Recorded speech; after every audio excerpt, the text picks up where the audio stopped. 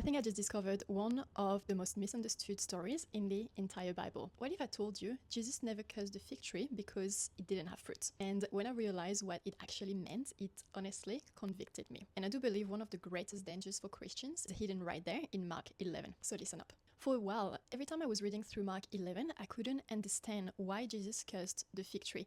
It almost seemed like he was being impulsive and unfair, a bit like me when I'm hungry, because the Bible literally says it wasn't the season for figs. So why would Jesus expect fruit? Then I discovered something fascinating. In that region, fig trees actually produced small early figs before the main harvest. Those early figs normally appeared when the leaves appeared. So if a tree was covered in leaves like this one was, it was advertising that it had fruit. From a distance, it looked healthy, it looked alive, it looked fruitful, but when Jesus came close enough to inspect it, there was nothing there.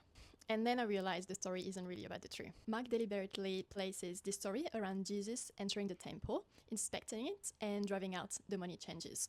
It's called a Markan sandwich. He starts with going into the temple and examining it, then with the fig tree, interrupts it with the temple again, and then comes back to the fig tree. Why? Because the fig tree explains the temple, and the temple explains the fig tree. The temple looked spiritually alive. It was full of people, full of sacrifices, full of religious activity.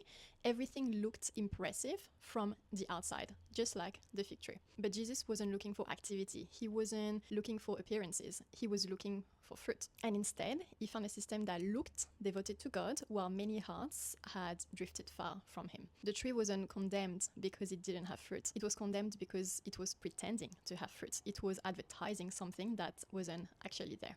And honestly, I think that's one of the most sobering warnings for every Christian today. Because it's possible to look like we're following Jesus without actually knowing him. It's possible to know the right verses, say the right prayers, go to church every week, serve, worship, post Bible verses, look like we have it all together, while our relationship with God slowly becomes something we perform instead of someone we pursue. I don't know if you've noticed, but throughout the gospel, Jesus never seemed impressed by outward appearances. He kept exposing hearts. A changed heart produces changed behavior. Trying to produce the behavior first without allowing Jesus to transform the heart creates religion. And religion spends its energy trying to look alive. Relationship produces life from the inside out, and that's the gospel. Not be good enough so good will accept you, but come to Jesus because you never could be good enough and let him give you a new heart. The fruit doesn't earn your salvation. The fruit reveals that you've been transformed by the one who saved you. So I think Mark 11 leaves us with a question that's honestly impossible to ignore.